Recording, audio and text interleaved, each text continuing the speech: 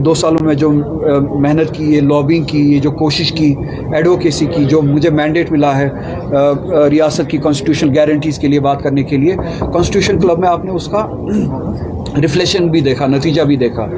Almost all opposition political parties जो थी उन्होंने अपने मेंबर्स भेजे और 5 अगस्त के ख़िलाफ़ उन्होंने बात की और सब ने यूनानिमसली, एटलीस्ट आप एक बात समझ सकते कि एक बात पे सभी के सभी यूनानिमस थे कि जो कह रहे थे कि न सिर्फ स्टेटहुड, मेरे लिए आयरनी है कि मेरी अपनी जमात जिन्होंने सिर्फ स्टेटहुड के ख़िलाफ़ लड़ने के लिए वोट लिया और 370 की रेस्टोरेशन के लिए वोट लिया, वो बीजेपी की बात कर रहे हैं। बाकी की जो पॉलिटिकल पार्टीज़ है, नेशनल अपोजिशन पॉलिटिकल पार्टीज़ है, जिनको वो बातें कहने से नुकसान भी हो सकता है शायद, उन्होंने ये कहा कि न सिर्फ स्टेटहुड रेस्टोर करने से कश्मीर के इशू का मसला हल नहीं हो सकता, कश्मीर का स्टेटस रेस्टोर करना है according to the wishes and will of the people of Jammu and Kashmir, और जिसमें कॉन्स्टिट्यूशनल गारंटीज और प्रोटेक्शंस आपको रेस्टोर करनी पड़ेगी, आपको लोगों के साथ बैठना पड़ेगा। So that was the result of the advocacy, जो मैंने काम किया है, जो मुझे मैंडेट मिला है उस पर मैंने काम किया है।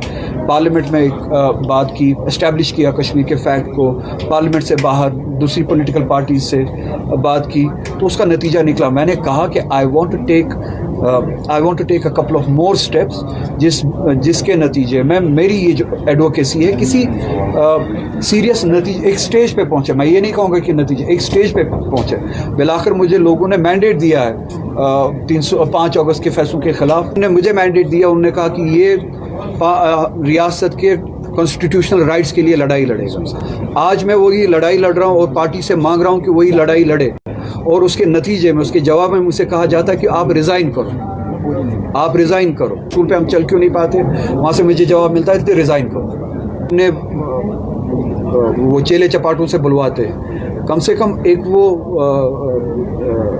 नोटिस निकालते, शो कॉज नोटिस निकालते, पूछते मुझसे कि आपने फला जगह पे पार्टी की वायलेशन की है, पार्टी की आइडियोलॉजी की वायलेशन की है, पार्टी के कमिटेड स्टैंड की वायलेशन की है, तो मैं उसका जवाब दे पाता। शो कॉज नोटिस भी नहीं निकाल कह पाते, जो पार्टी के बड़े हैं वो खुद नहीं कह पाते, दूसरों से बुलवाते, खुद उस रास्ते पे नहीं चल पाते, मैं उस रास्ते पे चल रहा हूँ। तो उनका बिहेवियर इस सारी लड़ाई में आड़े आ रहा है, उस सब का बिहेवियर इस लड़ाई में कन्फ्यूजन ला रहा है, बजाय इसके कि हमारे बीच में क्लैरिटी हो, वो कन्फ्यूजन क्रिएट कर रहे हैं। तो मुझे लगा कि इस कन्फ्यूजन का जवाब है क्लैरिटी लाना। उस क्लैरिटी के लिए मैंने वो स्टेटमेंट दिया है।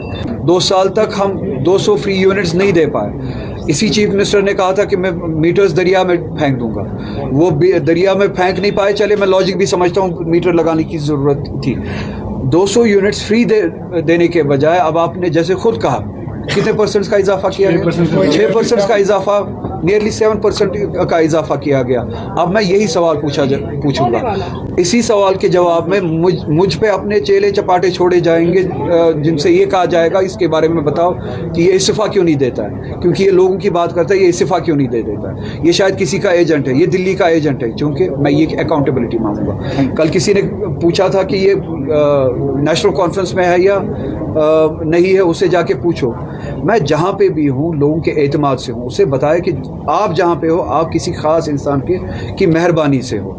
समाज रंग दलाबन जंग सनान के बड़े चीज़न मज गए वासन की भाई, ये तो चाहे मैं चाहे नेशनल कॉन्फ्रेंस में हूँ, नेशनल कॉन्फ्रेंस के बाहर हूँ, जहाँ पे भी हूँ मेरे पीछे लोगों का एतमाद है, लोगों के एतमाद की वजह से वहाँ पे हूँ। तुम जहाँ पे हो तुम किसी ख़ास शख्स की मेहरबानी की वजह से हो, तुम्हारी मीरास ही है फलां साहब की मेहरबानी। तो मेहरबानी पे जहाँ पे हो वहाँ पे काम करो। रंग दलाबन का जंग सनी क्या, इसी एरोगेंस ने इनको डुबाया है, डुबा देगा।